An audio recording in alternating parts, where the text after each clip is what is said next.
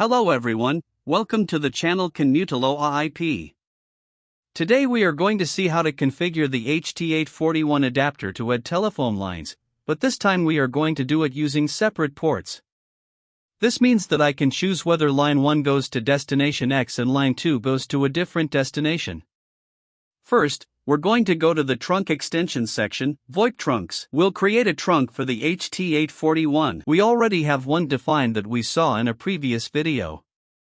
We will enter the name, set the adapter's IP address to 1.195, set the port to 6060, go to advanced settings and enable the Hear bit detection option, then save.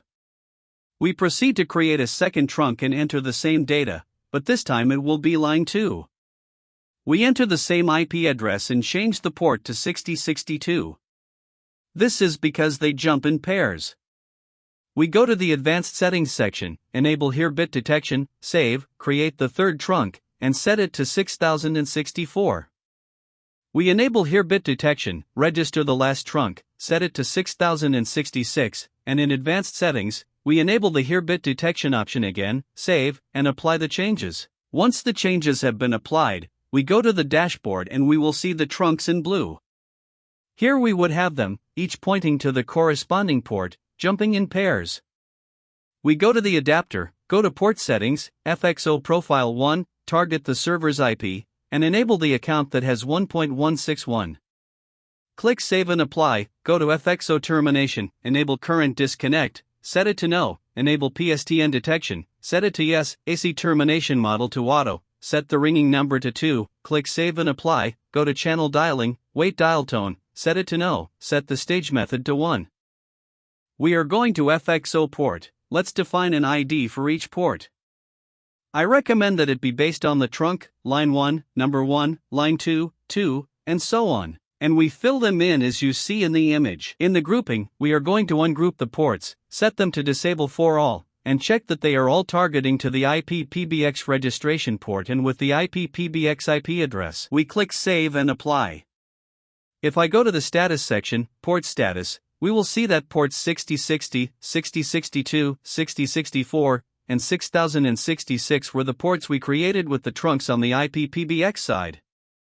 Then, when we want to select a specific line, we can go to the IP-PBX, to trunk extension, to the inbound route, enter the trunk, for example, 1, define an ID, give it a name, it doesn't matter which one, but the pattern here we would put 1, which was the ID we defined on the FXO port side, which means that it would no longer have the downward exclamation mark, but rather we would put the ID and define the entry route, some extension.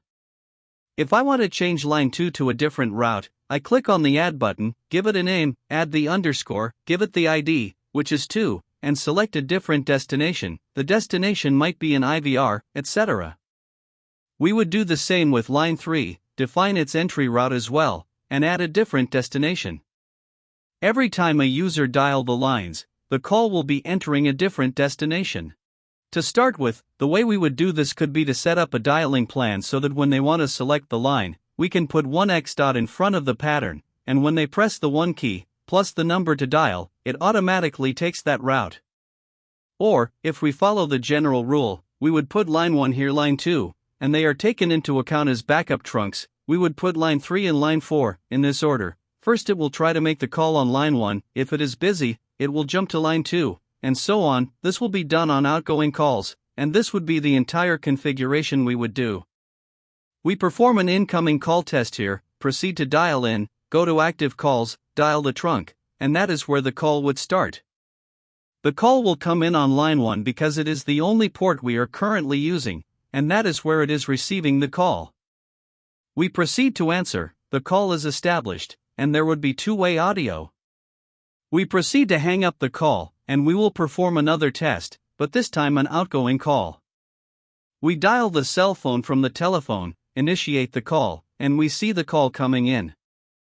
It also indicates ringback on the port. We proceed to answer, and the call is established, and there would also be two-way audio. We proceed to hang up, and with that, we finish the test. Without further ado, I bid you farewell. That's all for today. If you liked the video, you know what to do. Leave me a like, subscribe to the channel, and turn on notifications so you don't miss any videos. See you next time.